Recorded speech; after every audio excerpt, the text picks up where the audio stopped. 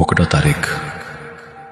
జీతం మెసేజ్ ఫోన్లో పడగానే అలసిపోయిన మనసుకి ఒక కొత్త ఊపిరి వస్తుంది.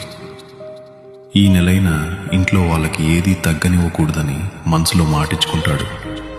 అప్పులు కడతాడు, బిల్లులు క్లియర్ చేస్తాడు, EMIలు పంపేస్తాడు. మిగిలింది ఎంతైనా సరే వాళ్ళు సంతోషంగా ఉంటే చాలు అనుకుంటాడు. 10 రోజులు గడిచేసరికి ఖర్చులు తగ్గవు, కానీ తన కోరికలు మాత్రం తగ్గిపోతాయి. తనకు కొనాలి అనుకున్న షర్ట్ ఆగిపోతుంది, తినాలి అనుకున్నది వదిలేస్తాడు. కానీ ఇంట్లో వాళ్ళు అడిగిందే ముందుగా తీసుకొస్తాడు.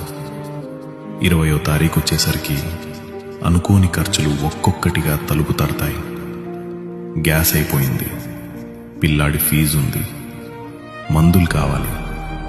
అప్పుడు చూస్తా అని ఒక మాట చెప్తాడు. కానీ ఆ ఒక్క మాట వెనక ఎన్ని టెన్షన్లుంటాయో ఎవరికీ కనిపించవు. నెలాఖరు వచ్చేసరికి పర్సు ఖాళీ అవుతుంది, అకౌంట్లో సైలెన్స్ మాత్రమే మిగులుతుంది.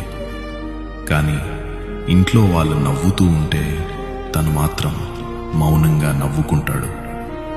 ఎందుకంటే తన జీతం డబ్బు కాదు, తన కుటుంబం ప్రశాంతంగా ఉండే నమ్మకం.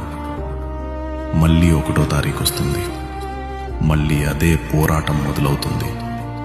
కానీ కుటుంబం కోసం బతికే మనిషి ఎప్పుడూ ఓడిపోడు.